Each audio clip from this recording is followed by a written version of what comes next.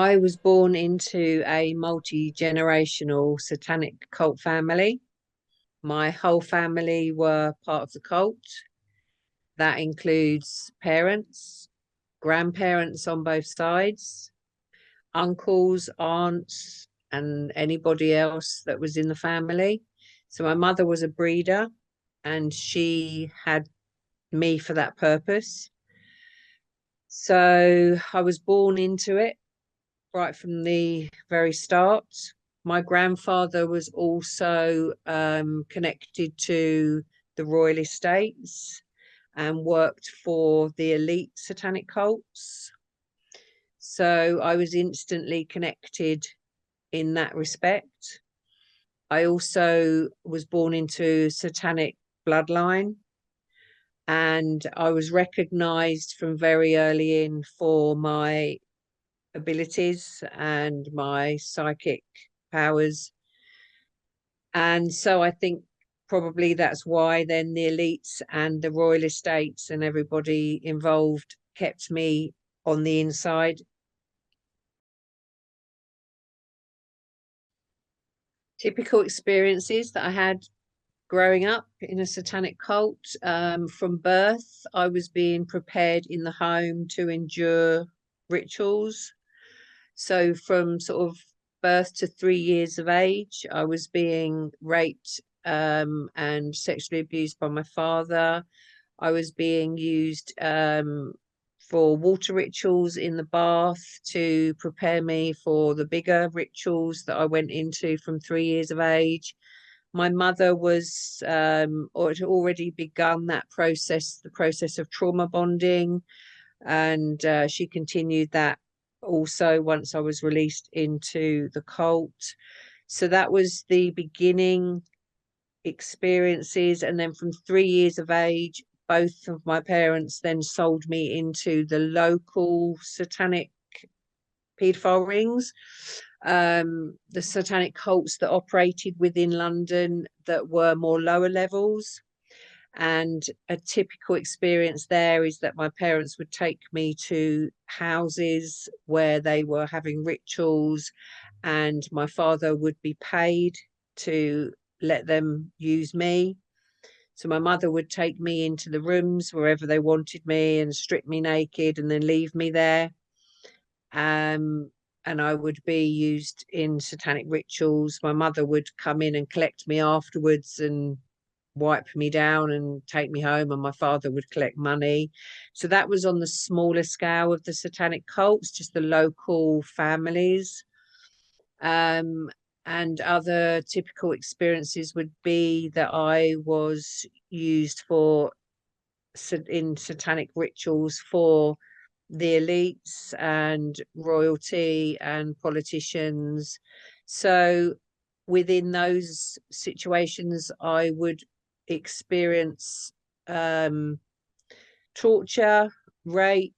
I would witness murders of babies and children. I would witness babies and children being cut open for their blood and for their meat, and I was made to eat the organs of what came out of them. Um, that was a very typical ritual scenario. Um, Water rituals, torture in dungeons, mind control torture at the Tavistock. Um, all of that was very typical in my life as in a satanic cult. These things happened in London, very much in our Westminster, Parliament, Buckingham Palace. And then outside of London, it would be like the royal estates, Windsor Castle, the Tavistock in London, which was for mind control programming, and a military base I used to be taken to before I was being taken out on the jobs that I used to have to do. I was trained in the Tavistock there as a super soldier, assassin. Um, I was trafficked throughout Europe to different castles, and again country estates. So yeah, they did try to traffic me to the US, but the Queen wouldn't allow it, because I was of their bloodline, so had to stay.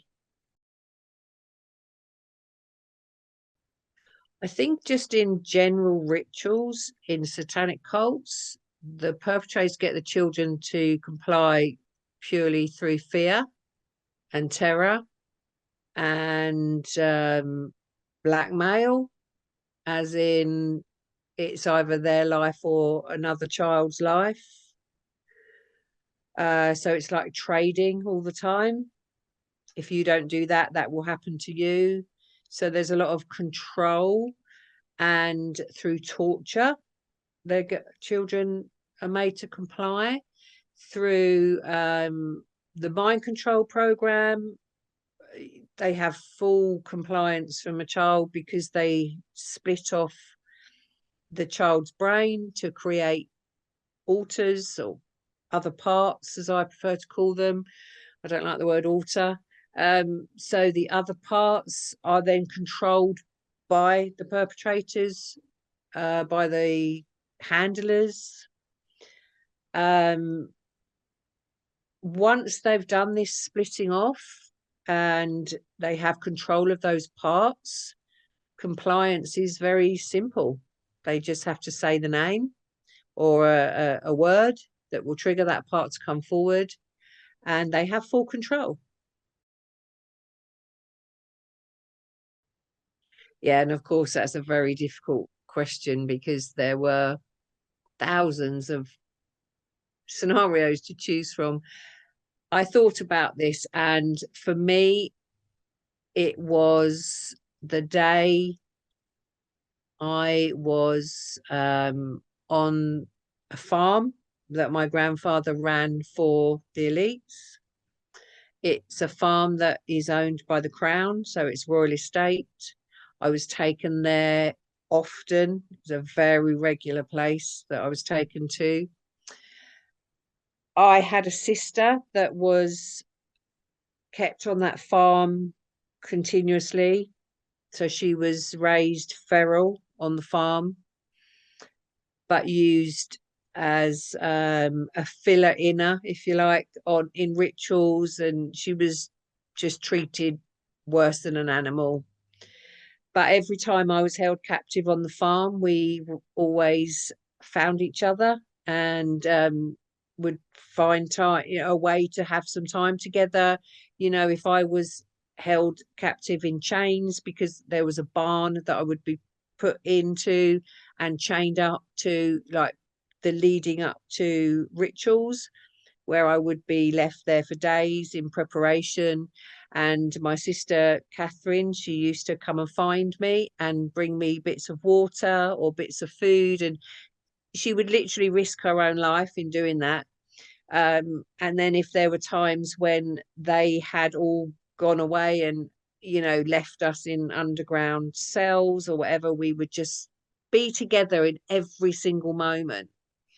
And Catherine was my reason for living another day. And every time I went to the farm, I used to fill my mind with just happiness that I would see her.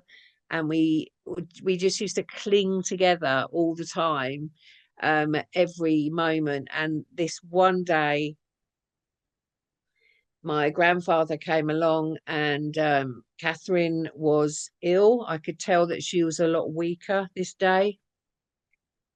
And he ripped her out of my arms. I think I was about 6 or 7 years of age, and Catherine would have been about 9. And I screamed and actually made noise. And it was the first time I'd ever made noise or dared to show anything. And my grandfather looked at me as if to say, no, don't do that, because the consequences are going to be terrible. And I didn't care, and I just screamed and screamed, no, no, no, no, not Catherine, not Catherine. And he said, she's no use to me anymore because she's ill. and he just pulled her off by one arm and dragged her along the ground. And we made eye contact. Catherine looked back at me, and I looked in her eyes, and she looked in mine, and she was just telling me that it's okay, and she wants to go. She wants it to be over, and she was sorry for me leaving me behind. And I spoke to her in a way of saying, it's okay, I understand and I love you, because we spoke through our eyes, because we were never allowed to make any sound. So we could have this conversation while Catherine was being dragged away.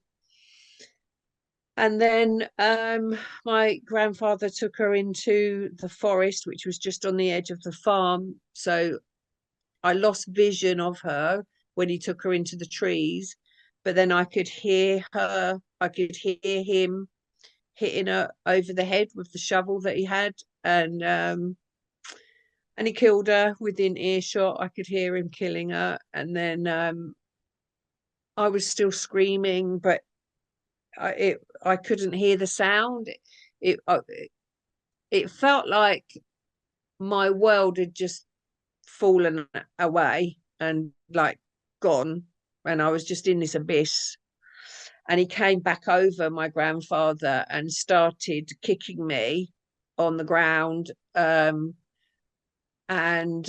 just kept saying, shut up. So I must have like been still screaming. And yeah, he just kicked me and kicked me and kicked me till I went silent. And I don't really remember anything else after that. Maybe I passed out, but that has been the hardest thing for me to go through. And still now, it breaks my heart every day. So as much as there was so many horrific experiences, that one hurts me the most.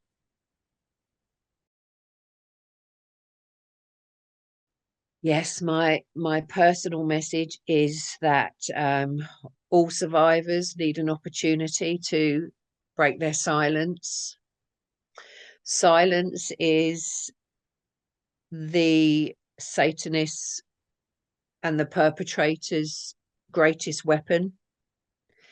They count on our silence.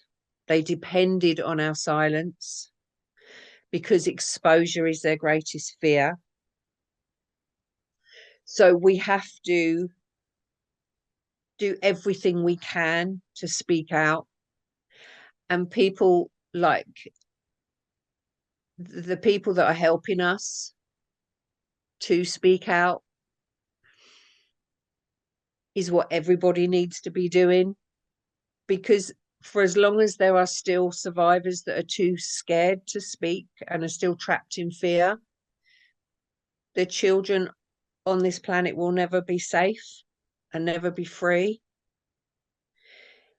I always imagine if every single survivor and victim of any of this abuse, ritual abuse, satanic ritual abuse, the rape, the torture, the mind control, everything that we've all endured, if every single victim and survivor spoke out and broke their silence, they would have nowhere left to go.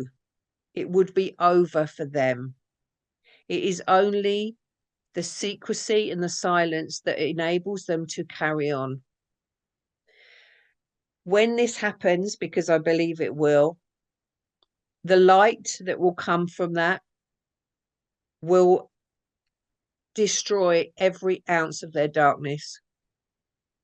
And they will no longer be able to harm any children left on this earth. So that's my message. That is my wish for humanity, for every baby and every child, that whatever it takes, whether you're a survivor or a supporter of survivors or somebody that can help in any other way, help survivors speak out and help survivors break their silence. and find the courage to heal in any way, shape, or form that you can, because it is truly worth it.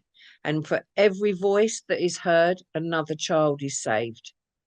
And we owe it to all our children, not just our own. We are all responsible for every child on this planet. So we must unite and allow our light to become stronger and stronger, so their darkness can no longer exist.